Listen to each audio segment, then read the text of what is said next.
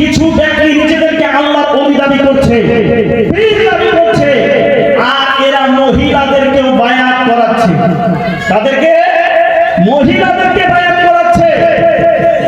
তাহলে আপনি এবার বলবেন, তাহলে হযরত মহিলাদেরকে কি বায়াত করানো নাজায়েজ আছে, হারাম আছে?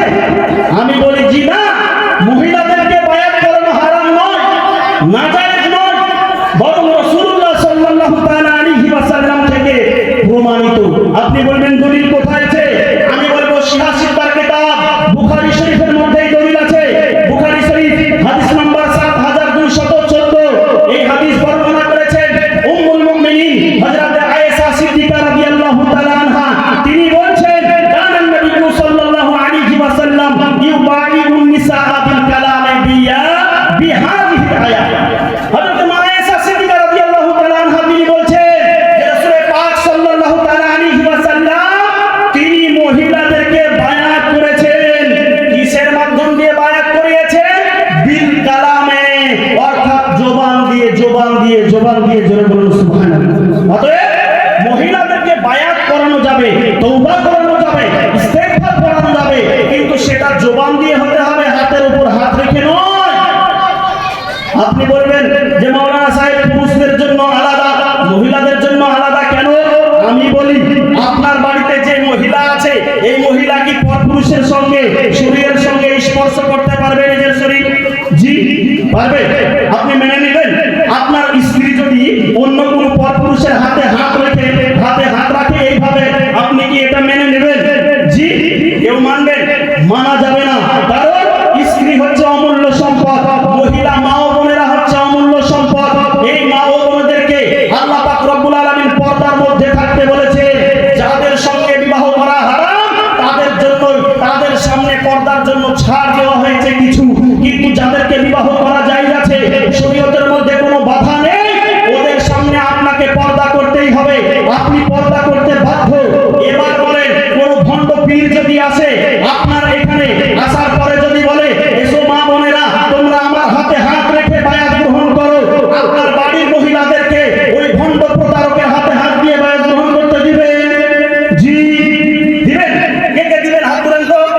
কেউ দিবে না আশা করি। কারণ নিজের স্ত্রীকে, নিজের কন্যাকে, নিজের বোনকে আমরা কখনো অন্য কোনো পুরুষের ছোঁয়া লাগতে দেব না।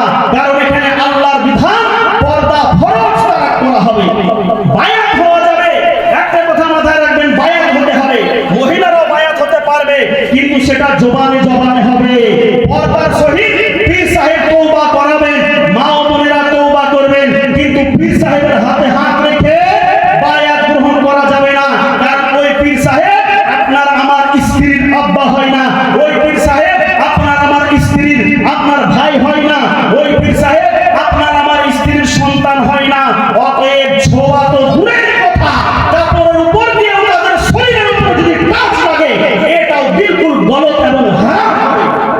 অতএব কোন ভণ্ড প্রতারক যদি এইরকম করে, জানবেন কোন পীর যদি মহিলাদের হাতে হাত রেখে বায়াত গ্রহণ করায়, জানবেন এটা পীর নয়, এটা মস্ত বড় একটা ভণ্ড। অতএব এই সমস্ত পীর থেকে, ভণ্ড থেকে বেঁচে থাকতে হবে। আল্লাহ নবী সাল্লাল্লাহু আলাইহি ওয়াসাল্লাম তিনি জবান দিয়ে বায়াত করিয়েছেন। আপনি বলতে পারেন মাওলানা সাহেব আল্লাহ রাসূল যে তিনি ছুঁয়ে বায়াত করেননি, স্পর্শ করিয়ে বায়াত করাননি, হাতে হাত রেখে বায়াত করাননি, এর দলিল কোথায় আছে? ওই হাদিসে আছে বুখারী শরীফ 1800 আপনার কিনা 7214 নম্বর হাদিসের মধ্যে হাদিস এসেছে। মা আয়েশা সিদ্দিকা রাদিয়াল্লাহু তাআলা আনহা তিনি বলছেন ওয়ামা মাসাত ইয়াদু রাসূলিল্লাহি সাল্লাল্লাহু আলাইহি ওয়াসাল্লাম ইয়াদা ইমরাতি, যে রাসূল পাক সাল্লাল্লাহু আলাইহি ওয়াসাল্লামের হাত কোন মহিলার হাতকে স্পর্শ করেনি। জোরে বলুন সুবহানাল্লাহ। অতএব যে ভণ্ডের দরবারে, মানে যে পীরের দরবারে মহিলারা যায় আর মহিলারা গিয়ে পীরের হাতে হাত রেখে বায়াত গ্রহণ করে, জানবেন যে কি এটা সম্পূর্ণরূপে ভণ্ড এবং প্রতারক।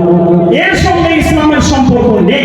কারণ ইসলামের যে বিধান ফরজ পর্দা, এই পর্দার খেলাফ কাজ করছে, ওর কাছে পুরুষদের বায়াত গ্রহণ করা জায়েজ নাই। অতএব পীর চিনতে হবে। বাবা জীবন পীর কারা, ওলি কারা, এদের ব্যাপারে জানতে হলে মুসনাদে বাজ্জারের মধ্যে হাদিস এসেছে যাদের কথা দেখলে, যাদের চেহারা দেখলে, যাদেরকে দেখলে আল্লাহর কথা স্মরণ হয়, তাদেরকে বলা হয় পীর ওলি। অতএব ওই মহিলা একজন বেগানা পুরুষ, আপনার কিনা যে পুরুষের শরীরকে স্পর্শ করা যায় নাই, ওই পুরুষের গিয়ে আমার মোবাইলের মধ্যে দেখতে পাই।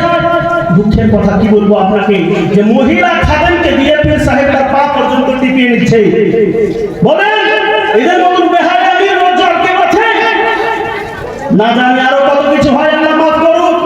কিন্তু আপনাদের উদ্দেশ্যে বলি, যে পীর, যে ভণ্ড, যে প্রতারক আপনার বাড়ির স্ত্রীকে, আপনার কন্যাকে, আপনার বোনকে মুরিদ করার নাম করে, বায়াত গ্রহণ করার নাম করে হাতে হাত রাখে, স্পর্শ করে, এদেরকে সমাজ থেকে বয়কট করতে হবে। যদি বয়কট না করতে পারে তাহলে পারে কিন্তু আপনাদের সফলতা আসবে না, আর এই কম, এই জাতি কোনদিন এগিয়ে যাবে না। অতএব হারাম কাজ থেকে বিরত থাকতে হবে ব্রাদার ইসলাম। তো যাই হোক,